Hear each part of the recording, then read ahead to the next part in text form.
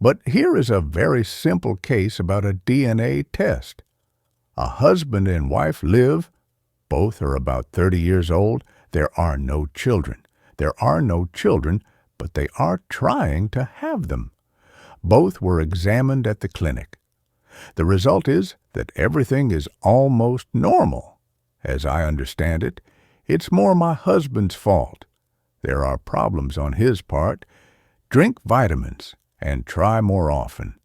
They live. They try to have children. They work.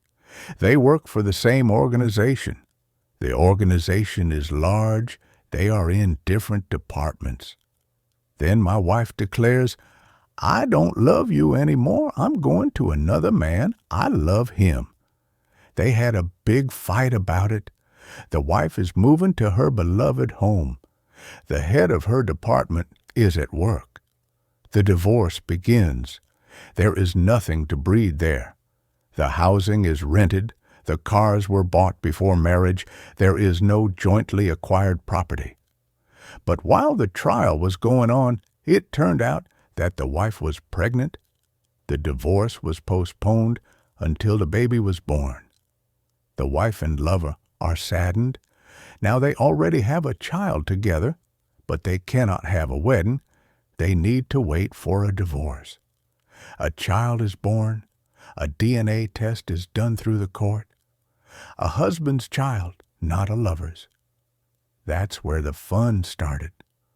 Her lover throws her out of his apartment. He doesn't need her with someone else's offspring.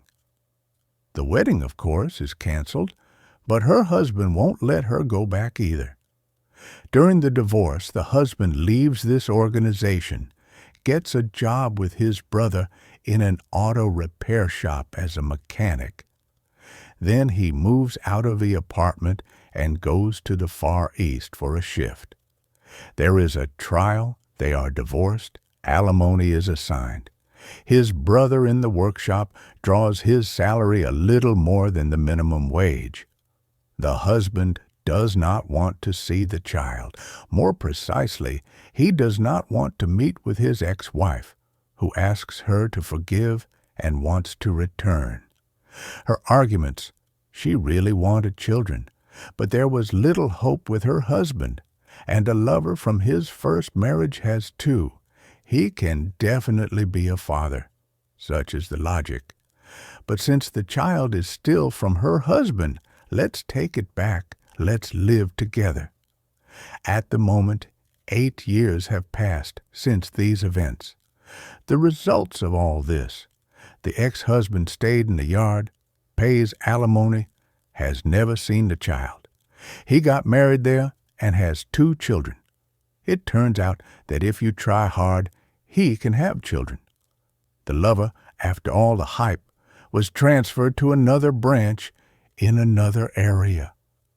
The ex-wife, after her husband's departure, moved to her mother's village, was never married again, and is raising a child with her mother's help. The second story. But here is a very simple and non-lumpy case that has not ended yet. They live with a husband and wife. They have 2 daughters, 15 and 9 years old. The wife has a mother-in-law to her husband. The mother-in-law is dying. Since the mother-in-law lived outside the city and it was a long way to get to her house, they decided to sell the mother-in-law's house. To do this, you need to take out all the necessary or unnecessary things. In the process of sorting things out, the husband discovers an anonymous DNA test. The test date is immediately after the birth of the youngest daughter. The husband starts asking his wife what the fuck it is. The wife can't stand it, breaks down and confesses. At the time when she became pregnant with her youngest daughter, she cheated on her husband several times with another. There were fears that the daughter was not from her husband. I did a DNA test. A daughter from her husband. I kept the test result with my mom. Mom knew everything. The wife swears that it was only a few times. with the same guy, that she had never cheated on anyone else during the entire marriage. My husband has now moved out of the house and lives separately. He did DNA tests on his daughters, both of them.